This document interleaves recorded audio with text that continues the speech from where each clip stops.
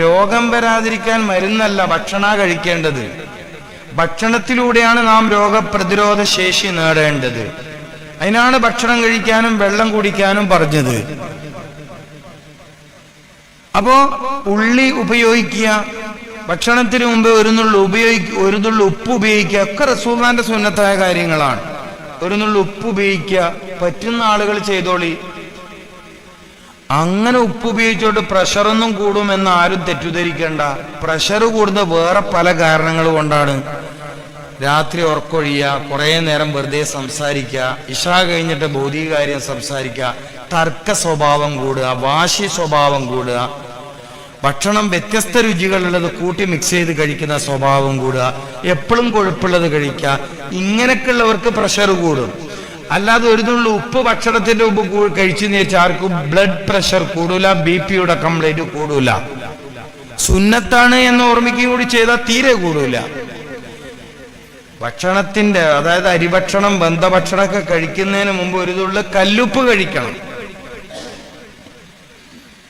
അങ്ങനെ ഒരുപാട് കാര്യങ്ങൾ നമുക്ക് പഠിക്കാനുണ്ട്, ഒരുപാട് കാര്യങ്ങൾ മനസ്സിലാക്കാനുണ്ട്. അള്ളാഹു തൗഫീഖ് ചെയ്യട്ടെ. അപ്പോ പുതിയൊരു നാട്ടിലെത്തിയാൽ അവിടുന്ന് ഉള്ളി കഴിക്കണം. അതുപോലെ വെള്ളം കുടിക്കുന്ന സമയത്ത് പച്ചവെള്ളം കുടിക്കാനാണ് ഏറ്റവും നല്ലത്. കിണറിൽ നിന്ന് കോരിയെടുത്ത വെള്ളമാണെന്ന് നമുക്ക് ഉറപ്പുണ്ടെങ്കിൽ പച്ചവെള്ളം കുടിക്കലാണ് നല്ലത്, ചൂടാക്കിയ വെള്ളത്തേക്കാൾ. അതിനാണ് ഗുണം. ഹൃദയത്തിനും എല്ലുകൾക്കും ശക്തി നൽകാൻ കഴിയുന്ന പച്ചവെള്ളത്തിനാണ്. ഹാർട്ടിന്റെ പവറ്, എല്ലുകളുടെ പവറ്, മസ്തിഷ്കത്തിന്റെ ശുദ്ധീകരണം, അങ്ങനെ ഒരുപാട് കാര്യങ്ങൾ പച്ചവെള്ളം കുടിക്കുന്നതിലൂടെ നമുക്ക് കിട്ടും. ശുദ്ധമായ വെള്ളം കുടിക്കണം. ഉച്ചയ്ക്ക് ശേഷം കൂടുതലായി വെള്ളം കുടിക്കണം. ഉച്ചയ്ക്ക് ശേഷം കൂടുതലായി വെള്ളം കുടിക്കണം.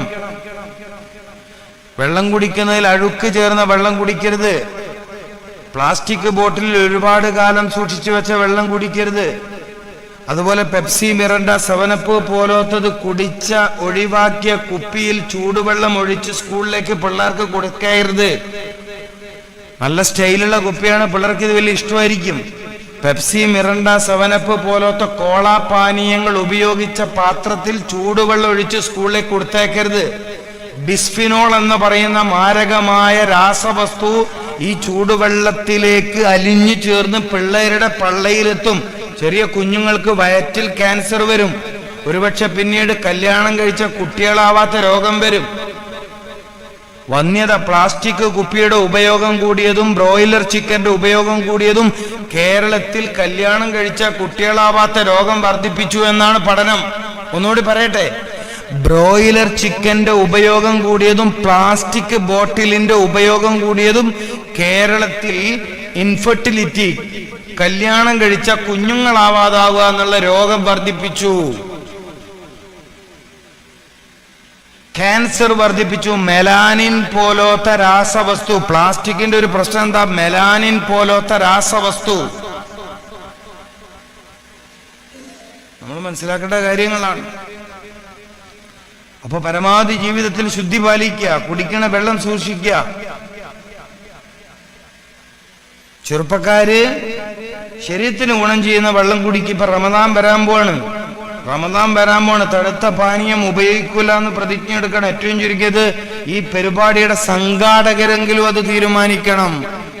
ഒരുപാട് നേരം തന്റെ ജോലിയൊക്കെ പരമാവധി കുറച്ച് നിന്ന കിഡ്നി എന്ന അവയവത്തിലേക്ക് പെട്ടെന്ന് തന്നെ തണുത്തുറച്ച കട്ടിയുള്ള ജ്യൂസുകള് അവിടെ കടന്നു ചെന്നാൽ അതിമാരകമായ കിഡ്നി രോഗത്തിലേക്കാണ് പോവാ. കേരളത്തിൽ ഒരു 10 കൊല്ലത്തിന് ഇപ്പറാണ് വ്യാപകമായി കിഡ്നി രോഗം ഉണ്ടായത്. ഒരു മാസം 1,20,000-ൽ പരം ആളുകൾക്ക് കിഡ്നി രോഗം കേരളത്തിൽ ഇത്ര കണ്ട് വളരാൻ കാരണം എന്തേ? ജ്യൂസിന്റെ കുടി, അസീറുകൾ. പൂർവികരായ ഇമാമിങ്ങൾ എഴുതി വെച്ച കിതാബുകളിൽ കാണുന്നില്ലേ, പഴങ്ങൾ ചാറാക്കി ഉപയോഗിക്കരുത്. എന്തുകൊണ്ടാ? പ്രശ്നമാണ്. പലപ്പോഴും അതിന് നാരുകൾ എത്തൂല്ല. ഇപ്പൊ ഓറഞ്ച് ജ്യൂസ് അടിച്ചു വാങ്ങി അതിന് നാരടിച്ചിട്ട് അവൻ തരുന്നത്. ഈ നാര് ശരീരത്തിൽ എത്തണ്ടേ? മുസംബി ജ്യൂസ് അടിച്ചു, അതിന്റെ നാര് കിട്ടട്ടോ നമുക്ക്? ആ നാരുകൾ അവൻ അരിച്ചെടുത്തത് കളയാണ്. പഴങ്ങളായി കഴിക്കുക, പഴങ്ങളായി കഴിക്കണം. റമദാൻ വരുന്നതുകൊണ്ടാണ് ഞാൻ പറഞ്ഞത്, റമദാനിൽ നിങ്ങൾ ജ്യൂസ് കുടിക്കൂല എന്ന് ഈ വർഷം തീരുമാനിക്കണം. ഏറ്റവും ചുരുങ്ങിയതിന്റെ സംഘാടകരെങ്കിലും തീരുമാനിക്കണം. കുടുംബിനികളായ സഹോദരിമാര്, 10,000-കണക്കിന് ചെറുപ്പക്കാരെ കേരളത്തിൽ കിഡ്നി രോഗത്തിലേക്ക് ചവിട്ടി താഴ്ത്തിയ ഇത്തരം തണുത്ത പാനീയങ്ങൾ റമദാൻ ഷരീഫിൽ ഉപയോഗിക്കില്ല എന്ന് തീരുമാനിക്കണം. എനിക്കറിയില്ല ഇവിടുത്തെ നോമ്പ് മുറി സമയത്ത് എങ്ങനെയാണ് ഇവിടുത്തെ പ്രയോഗം, എനിക്കറിയില്ല. ഞങ്ങളുടെയൊക്കെ ഭാഗത്ത് നോമ്പ് മുറി സമയത്ത് ചൂടുള്ള കഞ്ഞി ഉണ്ടാവും, ചൂടുള്ള ചായ ഉണ്ടാവും, തണുത്ത ജ്യൂസ് ഉണ്ടാവും, നാരങ്ങാവെള്ളം ഉണ്ടാവും, പല കോലത്തിലുള്ള പാനീയങ്ങൾ ഉണ്ടാവും. നോമ്പ് മുറിക്കുന്ന സമയത്ത് ഇതിനൊന്നും പ്രസക്തിയില്ല.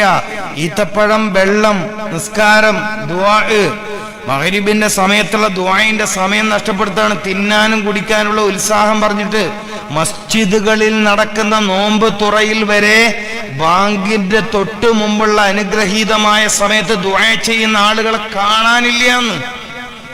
റമദാൻ ഷരീഫിന്റെ ഓരോ പകലിന്റെയും അവസാന സമയം നോമ്പ് തുറയുടെ തോമ്പ് മുറിക്കുന്നതിന് തൊട്ട് മുമ്പ് ദുആഇന് ഇത്രയും ഫളായിലുള്ള, ദുആഇന് ഇത്രയും ഇജാബത്തുള്ള സമയത്ത് അങ്ങോട്ട് വെക്കുക, ഇങ്ങോട്ട് വെക്കുക, അതെടുക്കുക, ഇതെടുക്കുക, അങ്ങോട്ട് കൊടുക്കുക, ഇങ്ങോട്ട് കൊടുക്കുക, അടുക്കളയിൽ പെണ്ണുങ്ങള് ചായ കാച്ച, പാലൊഴിക്കുക, എന്തു റമദാനാണെന്ന് മനസ്സിലാക്കിയിട്ട്, തിന്നാനും കുടിക്കാനുള്ള മാസമല്ല എന്ന് മനസ്സിലാക്കിയിട്ട്, ഇബാദത്ത് എങ്ങനെയാണ് ചെയ്യേണ്ടത് എന്ന് മനസ്സിലാക്കിയിട്ട് ഒരു ചിട്ട വരുത്തണം. എൻ്റെ ഈ ഉമ്മത്ത് സമുദായം ഇബാദത്തുകൾ എങ്ങനെയാ കൊണ്ടു നടക്കേണ്ടത്, ആരാധനാ മാസത്തെ എങ്ങനെയാ കൊണ്ടു നടക്കേണ്ടത്, തിന്നാനും കുടിക്കാനുള്ള കാര്യങ്ങൾ പറഞ്ഞു. മഗ്രിബിന്റെ തൊട്ട് ബാങ്ക് കൊടുക്കണതിന്റെ തൊട്ട് മുമ്പ് ദുആഇന് ഇജാബത്തുള്ള സമയത്ത് വളരെ ഭയഭക്തിയോടുകൂടി നോമ്പുറിക്കാനുള്ള ഈത്തപ്പഴവും വെള്ളവും വെച്ച് അള്ളാഹിന്റെ മുമ്പിലേക്ക് കൈ ഉയർത്തേണ്ട സമയത്ത് അത് കിട്ടിയോ, ഇത് കിട്ടിയോ, അപ്പുറം വെച്ചോ ഇപ്പുറം വെച്ചോ എന്ന് വർത്താനം പറഞ്ഞിട്ട് പള്ളിയിലടക്കം പിന്നെ എവിടെയാ ദീനുണ്ടാവേണ്ടത്? പള്ളിന്റെ മുറ്റത്ത് ദീനില്ലേ പിന്നെ എവിടെയാണ് ദീനുണ്ടാവുക? നിങ്ങൾ പറയും. പള്ളി പരിപാലിക്കുന്ന ആളുകൾ, പള്ളി നിയന്ത്രിക്കുന്ന ആളുമാണ് മറുപടി പറയേണ്ടത്. പള്ളിന്റെ മുറ്റത്ത് ദീനില്ലേ പിന്നെ എവിടെയാണ് ദീനുണ്ടാവുക? എന്നിട്ട് വീട്ടുകാരെ കുറ്റം പറയാ, നാട്ടുകാരെ കുറ്റം പറയാ. പള്ളിയിൽ ദീൻ ഹയാത്താക്കാൻ കഴിയില്ല പിന്നെ എവിടെയാണ് ദീൻ ഹയാത്താക്കാൻ കഴിയുക? പള്ളികളിൽ ദീനിന്റെ ശൈലി ഇല്ലെങ്കിൽ പിന്നെ എവിടെ ദീനിന്റെ ശൈലി ഉണ്ടാക്കാൻ പറ്റുക? വലിയ പന്തല് കെട്ടുക നല്ലതാ, സമൂഹമായിരുന്ന് നോമ്പുറക്കലൊക്കെ നല്ലതാണ്. അതിന്റെ പേരിൽ ആളെ കൂട്ടാൻ പറ്റുമോ, അതൊക്കെ നല്ലതാണ്. പക്ഷേ ഷറഫാക്കപ്പെട്ട മഗ്രിബിന്റെ സമയത്ത് ദുആ എന്ന പ്രസക്തമായ കാര്യത്തെ എന്തിനാ മാറ്റിവെക്കണത്?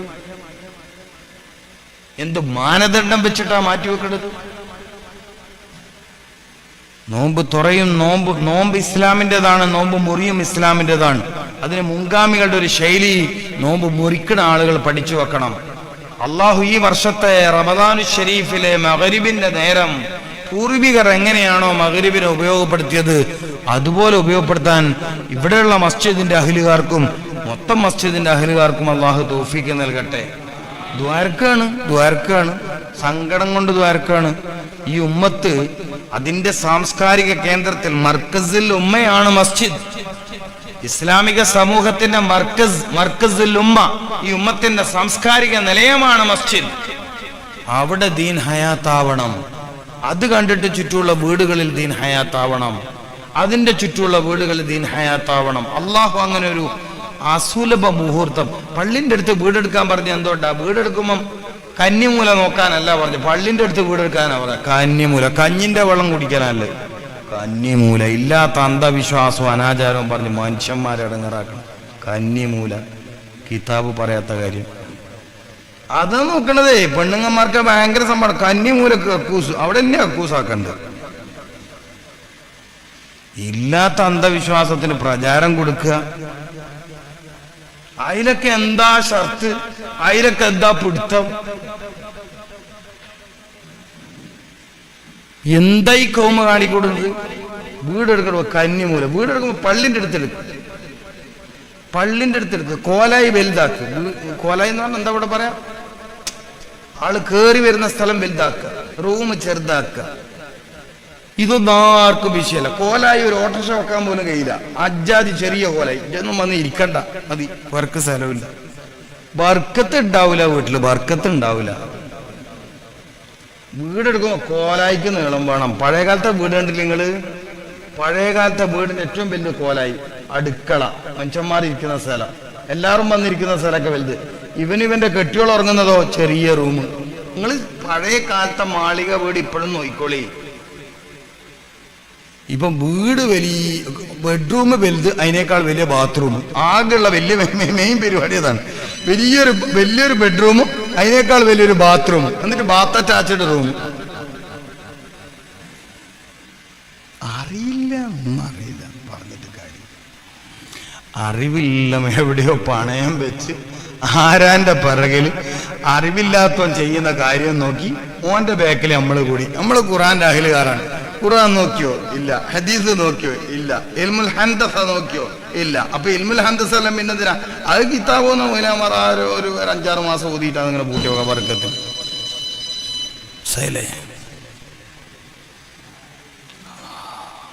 ശൈലി. പരമാവധി ഇതൊക്കെ പഠിക്കണം നമ്മൾ. അപ്പൊ ഏതായാലും ഈ വർഷത്തെ റമദാനു ഷരീഫിൽ ഈ കാര്യം കൂടി നിങ്ങളൊന്ന് പരിഗണിക്കണം. നോമ്പ് മുറിക്കണ സമയത്ത് ഈ കാര്യങ്ങൾ കൂടി പരിഗണിക്കണം. അള്ളാഹു തൗഫീഖ് നൽകട്ടെ. ഏതായാലും നല്ല ഭക്ഷണത്തെ തെരഞ്ഞെടുത്ത് കഴിക്കുക. ശരീരത്തിന് ദോഷം ചെയ്യുന്ന ഭക്ഷണങ്ങൾ ഉപേക്ഷിക്കാൻ തയ്യാറാവുക. തണുത്തതും ചൂടുള്ളതും ദയവേത് നിങ്ങൾ ഒന്നിച്ച് കഴിക്കരുത്. അതൊക്കെ നോമ്പിൽ വരുന്ന ഫസാദുകളാണ്.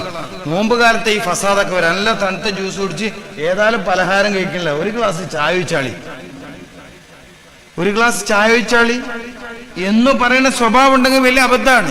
തണുപ്പ് കഴിച്ചതോടൊപ്പം ചൂട് കഴിക്കരുത്, ചൂട് കഴിച്ചതോടൊപ്പം തണുപ്പ് കഴിക്കരുത്.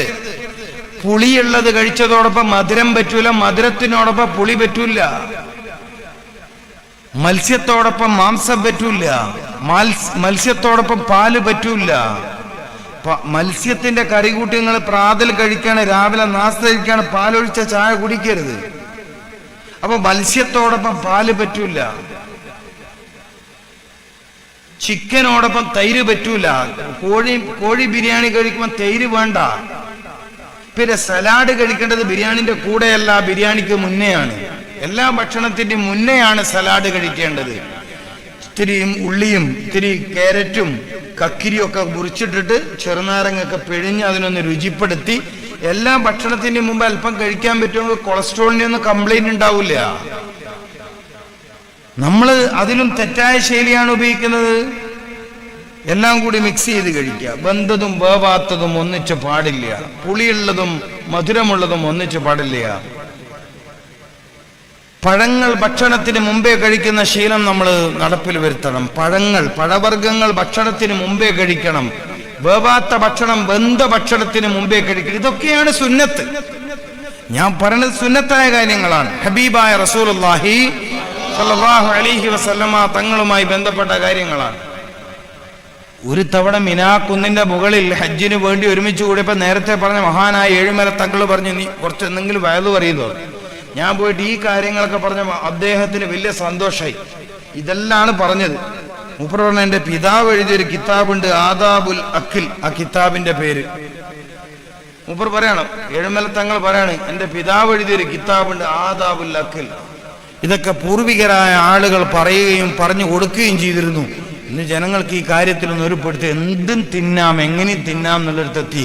അങ്ങനെ നിത്യരോഗിയായി, രോഗത്തിന്റെ ദുരിതത്തിലായി, ഭക്ഷണം കഴിച്ച് രോഗിയായി, മരുന്ന് കുടിച്ച് രോഗത്തിന്റെ വർധനമുണ്ടാക്കി ഇടങ്ങേറാവുകയാണ് മനുഷ്യന്മാർ. ഞാൻ പറഞ്ഞ പ്രയോഗം മനസ്സിലായോ? ഭക്ഷണം കഴിച്ച് രോഗിയായി, മരുന്ന് കുടിച്ച് രോഗം വർദ്ധിപ്പിച്ചു. ഇതാണ് ജനങ്ങളുടെ അവസ്ഥ.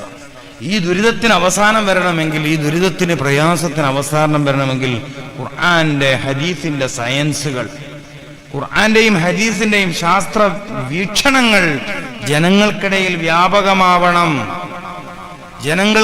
വ്യാപകമാകണം. അള്ളാഹു അതിന് തൗഫീഖ് നൽകട്ടെ. ഇത്തരം കാര്യങ്ങളൊക്കെ നിങ്ങളൊന്ന് ശ്രദ്ധിച്ചേക്കണം. രാത്രി നേരത്തെ ഭക്ഷണം കഴിക്കുന്ന ശീലം നിങ്ങളിൽ ഉണ്ടോ എന്ന് എനിക്കറിയില്ല. രാത്രി നേരത്തെ ഭക്ഷണം കഴിക്കുന്ന ശീലം ഉണ്ടാക്കണം. ഞാൻ നേരത്തെ പറഞ്ഞു, എപ്പോഴാ ഭക്ഷണം കഴിക്കേണ്ടതെന്ന് വെച്ചാൽ വിശക്കുമ്പോഴാ ഭക്ഷണം കഴിക്കേണ്ടത്. അപ്പൊ രാവിലെ എന്തായാലും എല്ലാവർക്കും വിശപ്പുണ്ടാവും, മഗ്‌രിബിന്റെ സമയത്തും എല്ലാവർക്കും വിശപ്പുണ്ടാവും. പ്രകൃതിപരമായി എല്ലാവർക്കും വിശപ്പ് വരാൻ സാധ്യതയുള്ള 2 സമയത്താണ്.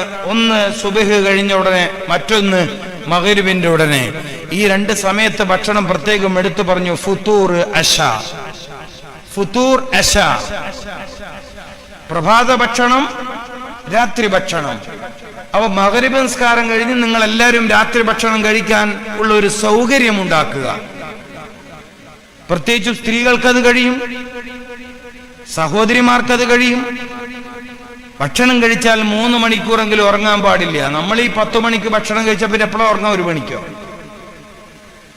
ഭക്ഷണം കഴിച്ചാൽ 3 മണിക്കൂർ നേരം ശരീരത്തിന് ഉറക്കം പാടില്ല എന്നാണ് ശാസ്ത്രം. കാരണം ഭക്ഷണം കഴിച്ച സമയത്ത് രക്തത്തിന് ഭക്ഷണത്തിന്റെ ദഹനത്തിലാണ് ശ്രദ്ധിക്കാൻ കഴിയുന്നത്. ഇനി ഒരാൾ ഭക്ഷണം കഴിച്ച ഉടനെ ഉറക്കിലേക്ക് പോയാൽ അയാൾ രോഗിയായി തീരും. ചില ആളുകൾക്ക് രോഗം ഇങ്ങനെ എപ്പോഴും നിലനിൽക്കുന്നതുകൊണ്ടാ മൂപ്പറ ഡയലോഗ്, ഉച്ചക്ക് ചോറ് വെച്ചിട്ട് ലേശം ഉറങ്ങിയിട്ട് എനിക്ക് തലക്കൊരു കനാന്ന്. ആ കനം ശൈത്താനിരുന്ന കന മനസ്സിലായിട്ടില്ല. ചില വമ്പന്മാര് പറയുന്ന വർത്താനാണ്, ഉച്ചക്ക് ഊണ് കഴിച്ചവർക്ക് ലേശം കണ്ണീമണോ, എനിക്ക് വേഗം നല്ലോണം കണ്ടീമ. നാട്ടുകാർ വേഗം ജീവിത്തരും. പകല് ഉറങ്ങാൻ പറ്റുന്ന സമയം എപ്പോഴാണ്? ളുഹർ ബാങ്കിന്റെ മുമ്പാണ്. അത് തന്നെ ആർക്കാ അനുവദിക്കപ്പെട്ടത്? കൈലൂലത്തിന്റെ ഉറക്ക് എന്ന് പറഞ്ഞിട്ട് ആർക്കാ അനുവദിക്കപ്പെട്ടത്? തഹജ്ജുദിൽ ഉണർന്ന മഹാന്മാർക്കാണ്, ഭാഗ്യവാന്മാർക്കാണ്. ഇച്ചങ്ങായി ഉച്ചക്ക് ചോറ് കഴിച്ച പേരും പറഞ്ഞ് കടത്തുറങ്ങുന്നുണ്ട്.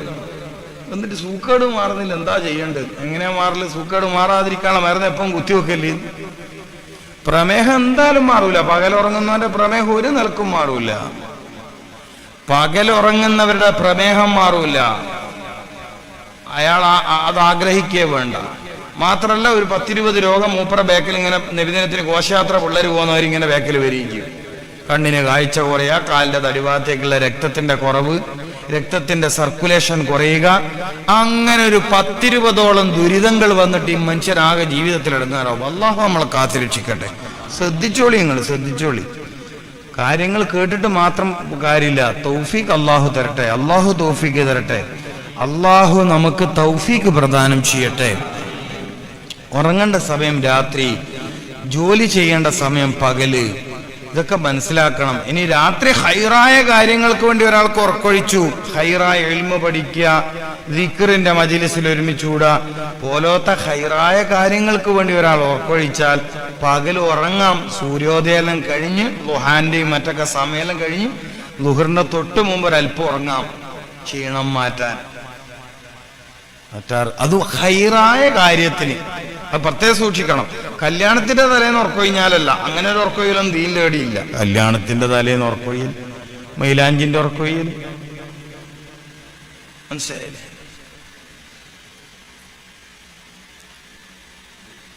അപ്പൊ ആ കാര്യവും നിങ്ങൾ മനസ്സിലാക്കണം. അസ്റിന് ശേഷം പ്രത്യേകം ശ്രദ്ധിക്കണം.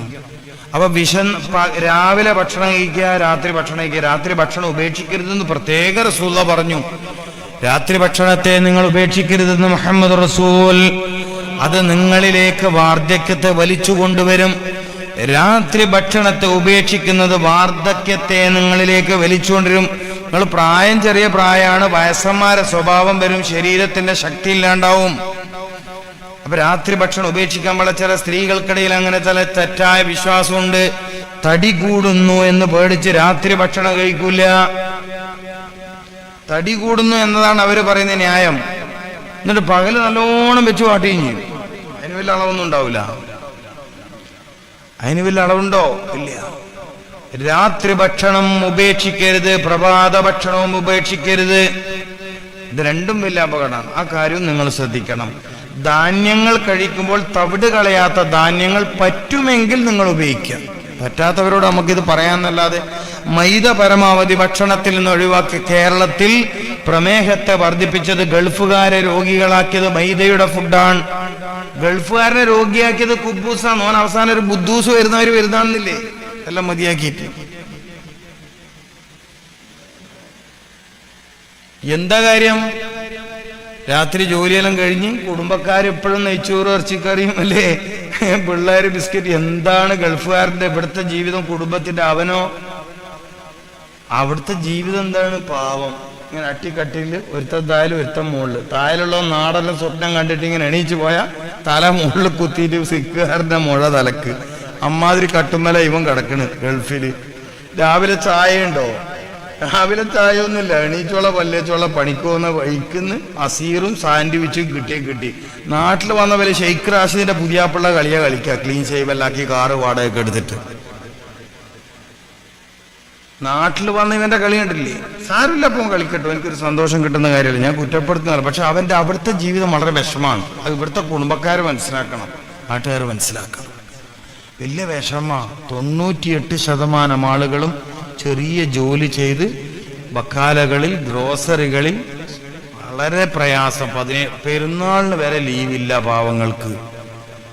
പെരുന്നാളിന് ലീവില്ലാത്ത ദുനിയാവിൽ ആരെങ്കിലും. എന്നിട്ട് ഇവിടുന്ന് സ്കൂൾ 2 ദിവസം പൂട്ടിയില്ലെങ്കിൽ ഫേസ്ബുക്കിൽ എഴുത്ത്. ഓണത്തിന് കുറെ ലീവ്, എന്താണ് ക്രിസ്മസിന് കുറെ ലീവ്, നമ്മളെ പെരുന്നാൾക്ക് മാത്രം 2 ലീവ്. ഗവൺമെന്റിന് ഒരു എഴുത്താ ചെറുപ്പക്കാരുടെ. എന്റെ അറബി നാട്ടിൽ എനിക്ക് ജോലിക്ക് ലീവ് ഉണ്ടാ? എന്റെ അറബി നാട്ടില് ഉണ്ടോ? എന്നിട്ട് സർക്കാർ പെരുന്നാൾക്ക് 2 ലീവ് ആസി കൊടുത്തില്ലെങ്കിൽ അതിന് ചീത്ത. ക്രിസ്മസിന് 10 ലീവ് കൊടുക്കണില്ലേ?